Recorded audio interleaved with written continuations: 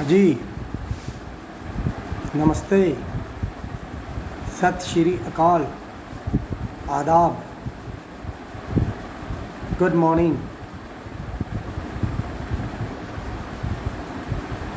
I am here once again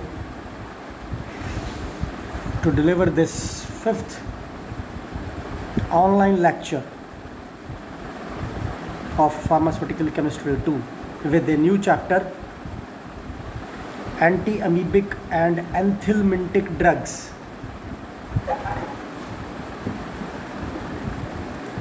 I wish, I hope ये जो शब्द हैं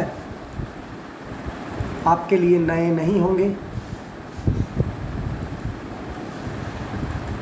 ये आपने सुन रखे होंगे। अमीबा शब्द आपने सुना होगा जब आप छोटी क्लासेस में थे, स्कूल में। तो अमीबाइसिस जो है एक वर्ल्ड वाइड इन्फेक्शियस डिजीज़ है जिसे पैदा करता है एक पैरासाइट प्रोटोजोआ जिसका नाम है Entamoeba histolytica, which usually spreads through contaminated food. गंदे खाने से ये आपके शरीर में जगह प्राप्त करता है और गंदे पानी से।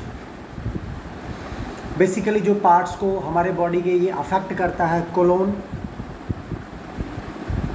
बट फिर उसके बाद लिवर को भी ये, लंग्स को, ब्रेन को में भी कवर कर सकता है आफ्टरवर्ड्स। और जो अमीबा की वजह से परेशानी होती है, यानी कि अमीबाइसिस होती है, इसके जो करैक्टरिस्टिक्स हैं वो है गैस्ट्रोइंटेस्टाइनल सिम्टम्स, यानी आपको पेट की परेशानियां सामने आएंगी।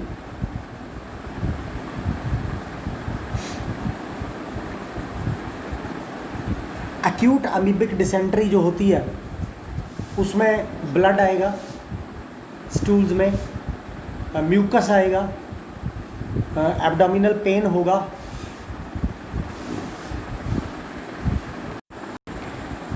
इसमें एक शब्द आया है टेनेसनस आखिर में एब्डोमिनल पेन के बाद। तो उसका मतलब है कि लगातार बार बार inclination to evacuate the bowels, कि भाई आपको लगेगा कि आपको स्टूल्स पास करना है।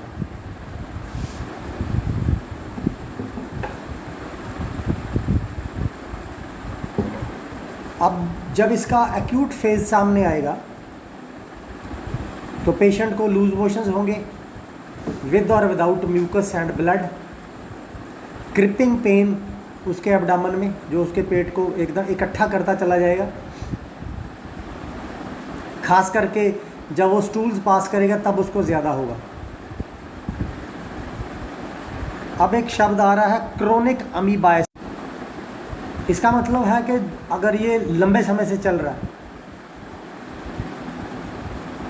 तो इसमें जो पेशेंट है उसको हल्का हल्का दर्द पेट के निचले हिस्से में होता हुआ मिलेगा। कभी कभी उसको कॉन्स्टिपेशन हो जाएगी, कभी कभी उसको लूज मोशन हो जाएंगे, उसके स्टूल्स में से यानी उसकी पॉटी में से गंदी स्मेल आएगी, गैस बनेगी और भूख मर जाएगी। अगर ये चीज़ लिवर में ट्रांसफ़र कर गई तो पेशेंट जो है may have pain in the right upper abdomen, पेट के ऊपरले हिस्से में राइट साइड में दर्द होगा, हो सकता है बुखार हो सकता है, पसीना आ सकता है, वेट कम हो जाएगा और उसमें खून की कमी हो जाएगी।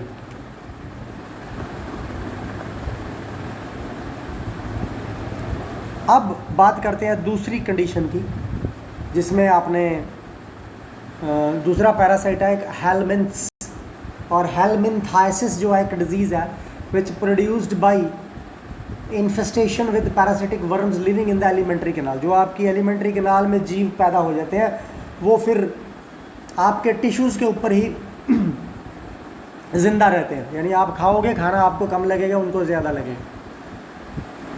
अच्छा, ये बीमारी आपको कैसी आती है? अगर आप इन्फेक्टेड एनिमल्स के कांटेक्ट में आ गए, अगर आपने मतलब इन्फेक्टेड मीट खा लिया, यानी कि बीमार जानवर था और उसका इन्फेक्शन वाले जानवर का मीट खा लिया, या फिर जानवरों का जो एक्सक्रीटा है, जो उनका मल त्याग है, या इंसानों का जो मल त्याग है, वो किसी न किसी रूप से आपके अंदर एंट्री ले गया, पानी गंदा जो है, या फिर कोई मच्छर जो है। ये जो वर्म्स हैं बॉडी में एग्स के रूप में या लार्वा के रूप में पानी के थ्रू या इन्फेक्टेड खाने के थ्रू आपके पेट में चले जाएंगे। और ये जो मेन पैरासाइट्स आपके शरीर में जगह बना लेते हैं और रहते हैं, round worms, hook worms, thread worms, tape worms, Guinea worms, filarial worms, ये इतने ढेर सारे वर्म्स हैं जो कि आपके शरीर में जगह बना लेते हैं और फिर वो आपको खाना कम लगता है, आपको खाते हैं वो आपके अंदर बैठ के। अस्कैरिस लम्ब्रिकोइड्स जो है, ये राउंड वर्म है, सबसे कॉमन वर्म है जो कि ह्यूमन बींग्स को अफेक्ट करता है। और ये आमतौर पे जो डिजीज़ है जनरली तब स्प्रेड होती है जब आप गंदी ज़मीन को हैंडल करते हो, जहाँ पे ऐसे एरियाज़ में जहाँ पे जो बच्चे हैं वो खुले में शौच करते हैं, खुले में पॉटी करते हैं,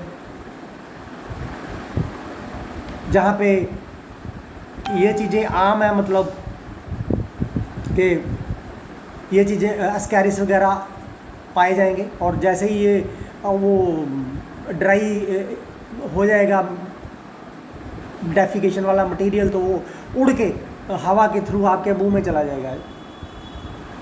और जितना पूरा कंप्लीट लाइफ साइकिल करने का काम है, वो जो अंडे होते हैं जो आपके मुंह में चले जाते हैं, वो इंसान के अंदर पूरा होता है। और ये बीमारी आम तौर पे ऐसे एरियाज़ में ज़्यादा होती है जहाँ पे जो सब्जियां हैं उनको गंदी ज़मीन में उगाया जाता है, जहाँ पे इंसान मल त्याग ज़्यादा करते हैं।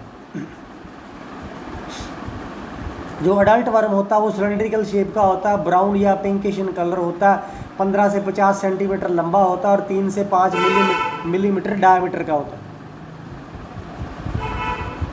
तो ऐसे हेलमिंथ्स को ख़त्म करने के लिए जो ड्रग्स इस्तेमाल लाई जाती है उनका नाम होता है anthelmintics, which are use to kill और remove the parasitic worms. Parasites होते हैं जो आपका खून चूसते हैं, या कह लो कि आपको चूसते हैं, खाते हैं आपको अंदर से, अंदर बैठ के आपके शरीर में। At the drugs which kill the worms are called vermicidals. तो जो ड्रग्स इन वर्म्स को मार देती है उनको वर्मीसाइडल कहा जाता है। Chemical agents used in expelling them are called vermifuges. और जो दवाइयाँ आप इनको पेट में से एक्सपेल करने के लिए, यानी मारने के लिए, यानी निकालने के लिए यूज़ करते हो, उन्हें वर्मीफ्यूजेस कहा जाता है। पाइपराजाइन, थायाबेंडाजोल, मबेंडाजोल, डाइक्लोरोफीन, ये कुछ कंपाउंड्स हैं जो कि एंथलमिंटिक ड्रग्स हैं। तो अब हम फर्स्ट कैटेगरी ड्रग्स में से एमिटिन, ये वाइट एमार्फस पाउडर है, मेल्टिंग पॉइंट है इसका 74 degree Celsius. It turns yellow on exposure to light and heat. जैसे ही हवा और रोशनी के कांटेक्ट में आती है इसका कलर पीला हो जाता है। फ्रीली सॉल्युबल है मिथेनॉल में, इथेनॉल में, एसीटोन में, इथाइल एसीटेट में, क्लोरोफॉर्म में। स्पेरिंगली सॉल्युबल है, यानी कम सॉल्युबल है वाटर में, पेट्रोलियम ईथर में, potassium hydroxide and sodium hydroxide के सॉल्यूशंस में। और मॉडरेटली सॉल्युबल है डाइल्यूट अमोनियम हाइड्रोक्साइड। तो एमिटिन के यूजेस यही हैं कि भाई it is used as an amoebicide, ये अमीबा को किल करती है, या फिर लंग वर्म इन्फेक्शंस में यूज़ में आती है। यहाँ पे लंग जो है वो आपके बॉडी के पार्ट का नाम है। बेसिकली ये जो आपकी इंटेस्टाइन होती है, it acts principally on the bowel wall, उसकी दीवार पे एक्ट करती है, यानी कि क्योंकि वो दीवार के अंदर ही चिपके रहते हैं तो उनको तो उतार के वहाँ से फेंकती है। सिमिलरली ये लिवर में भी ऐसे ही काम करती है। तो जो सीवियर बहुत बुरी भयंकर स्थिति हो गई है इंटेस्टाइनल अमीबाइसिस की, हेपेटिक अमीबाइसिस लिवर का, तो इसको इस्तेमाल किया जाता है। Although metronidazole which is less toxic is generally preferred, परंतु एमिटिन की जगह पे जो मेट्रोनिडाजोल है वो कम टॉक्सिक है, उसको ज़्यादा प्रेफर किया जाता है। लेकिन एमिटिन के एडवर्स इफेक्ट्स यही हैं कि भाई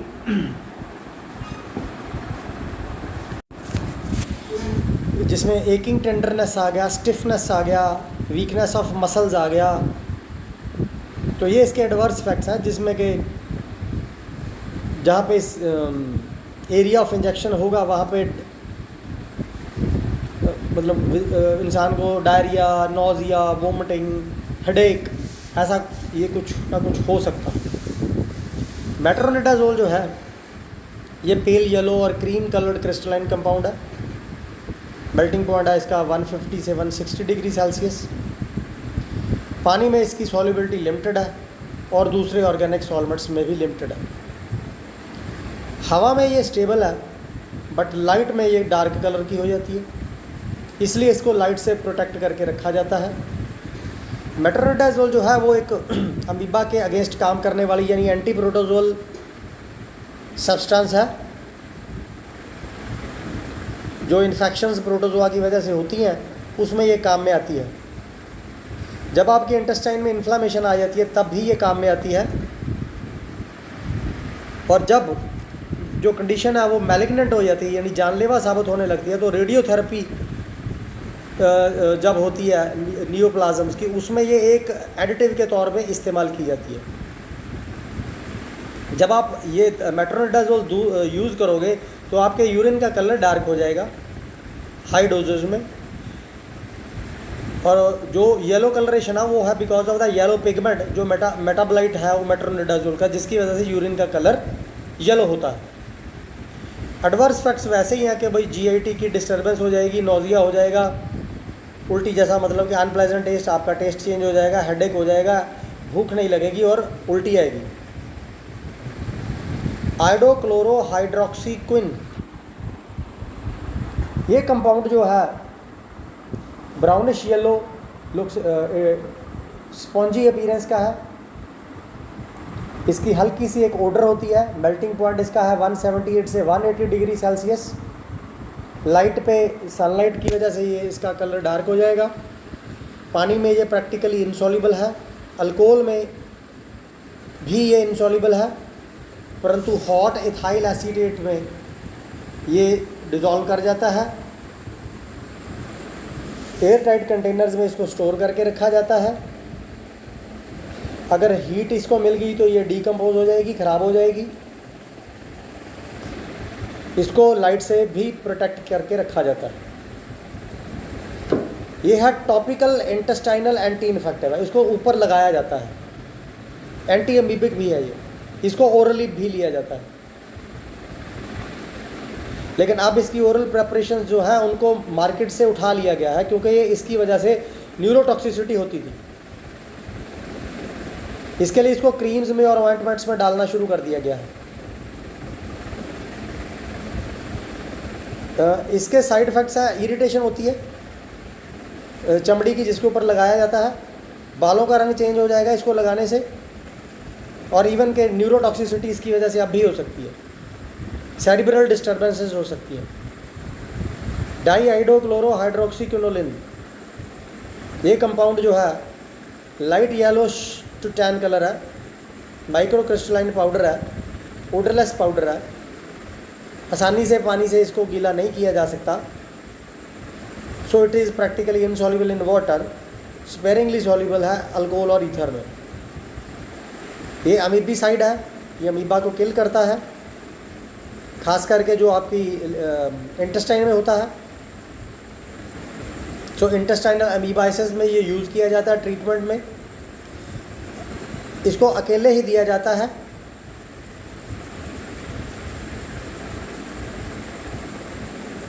इसके पास एक anti bacterial anti fungal activity भी है। तो बहुत सारियाँ टॉपिकल स्किन कंडीशंस जो होती हैं उसमें इसको एज ए कॉर्टिकोस्टीरॉइड यूज़ किया जाता है हाई डोजेज में। इसकी वजह से आपको ऑप्टिक परेशानियाँ यानी आँख की परेशानियाँ आ सकती हैं, जैसे कि ऑप्टिक न्यूरिटिस है कि जो इन्फ्लामेशन हो जाएगी। आँख की बात हो रही है, आँख के इसी रीजन में, या फिर जो आप कह सकते हो कि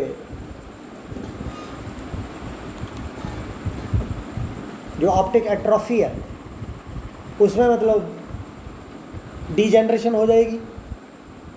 पेरिफेरल न्यूरोपैथी है,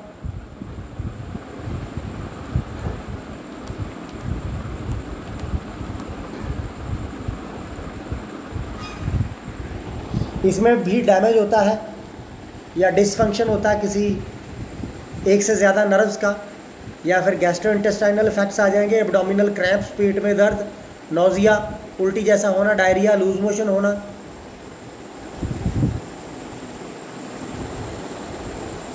आगे आई है चिनीफॉर्म। इसकी येलो पाउडर है, स्लाइट ऑर्डर है, बिटर टेस्ट है, स्वीट सेंसेशन है लेटर ऑन। जब इसको पानी में डाला जाता है तो जैसे इनो को पानी में डालने से झाग निकलती है, ऐसा एक रिएक्शन होता है। डाइल्यूट फेरिक क्लोराइड सोल्यूशन के साथ इसका जो ग्रीन कलर देती है, कॉपर सल्फेट के साथ इसके प्रेसिपिटेट्स बन जाते हैं। अमीबिक डिसेंट्री, लूज मोशंस होते हैं जो अमीबा की वजह से, उसमें इसका इस्तेमाल होता है। और सर्जिकल डस्टिंग पाउडर के तौर पे भी इसका इस्तेमाल होता है गोनोरिया में और डिप्थीरिया में। डिलॉक्सानाइड फ्यूरोइड जो है ये वाइट ओडरलेस क्रिस्टलाइन पाउडर है, वेरी स्लाइटली सॉल्युबल है वाटर में, स्लाइटली सॉल्युबल है ईथर में और अल्कोहल में, और लाइट से इसे भी प्रोटेक्ट किया जाता है।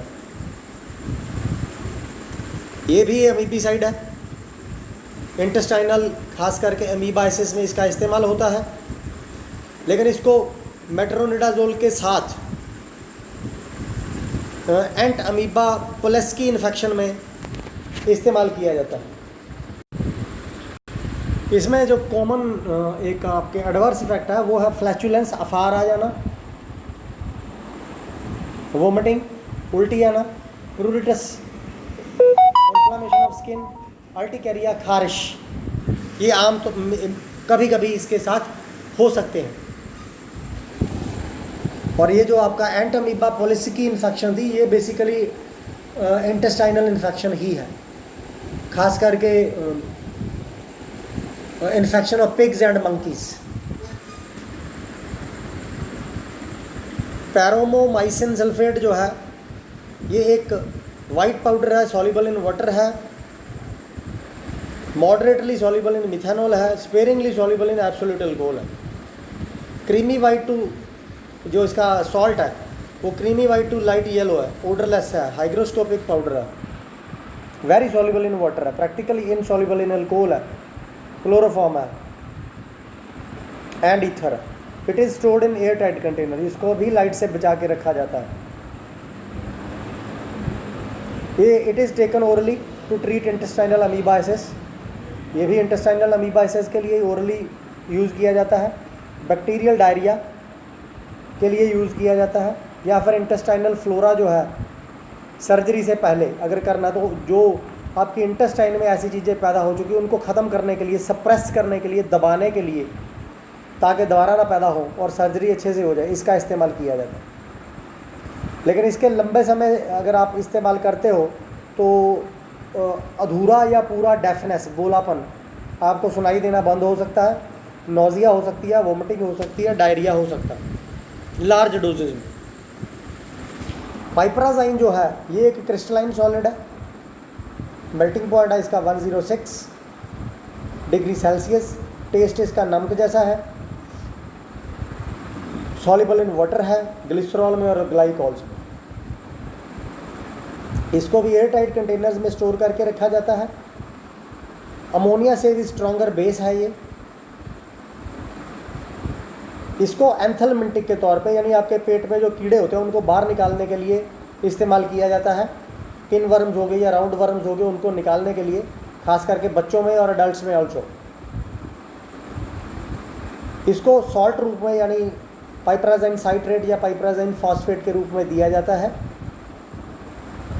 इसके जो सीरियस एडवर्स इफेक्ट हैं, रेयर है बट है। हाँ, ओवरडोज से nausea, vomiting, diarrhoea, abdominal pain, headache या खारिश हो सकती है।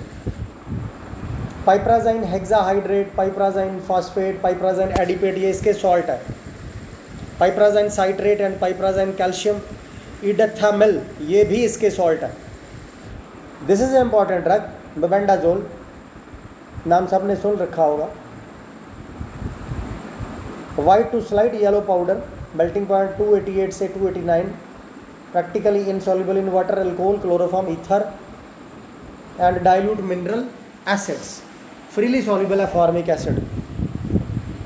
ये एक एंथेलमेंटिक है, ये अगेंस्ट जाती है निमेटोड के या सेस्टोड के, जो आपके पेट के कीड़े हैं। जीआईटी से ये पुअरली एब्जॉर्ब होती है और प्रिंसिपली यूज़ की जाती है to treat infections due to roundworms, threadworms, hookworms and whipworms. ये अलग अलग श्रेणियां हैं उन पेट के कीड़ों की जिनकी इन्फेक्शन को दूर करने के लिए इसका इस्तेमाल किया जाता है। ड्यूरिंग ट्रीटमेंट जब आप इसका इस्तेमाल करते हो, या तो वो जो कीड़े हैं हो सकता है आपके मुंह द्वारा भी बाहर आ जाए, नाक के द्वारा भी बाहर आ जाए चंद पेशेंट्स के। साइड इफ़ेक्ट्स में वही कि भाई ये abdominal pain and diarrhoea, loose motion वगैरह इससे हो सकते हैं। डाइथाइल कार्बामाजाइन जो है ये एक क्रिस्टलाइन कंपाउंड है, मेल्टिंग पॉइंट है 47 से 49 डिग्री सेल्सियस। इसका जो सॉल्ट है यानी कि diethylcarbamazine hydrochloride, it is very soluble in water, soluble in chloroform.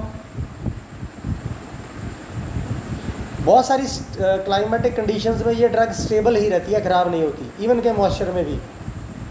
लेकिन again it is stored in air tight containers, और इसका जो सोल्यूशन है उसको लाइट से प्रोटेक्ट करके रखा जाता है। इसको भी एंथेलमेंटिक और एंटीफिलेरियल जो आपके पेट के कीड़े उसके इलाज के लिए इस्तेमाल किया जाता है। So this is all over regarding this short chapter. Thank you so much. Stay blessed.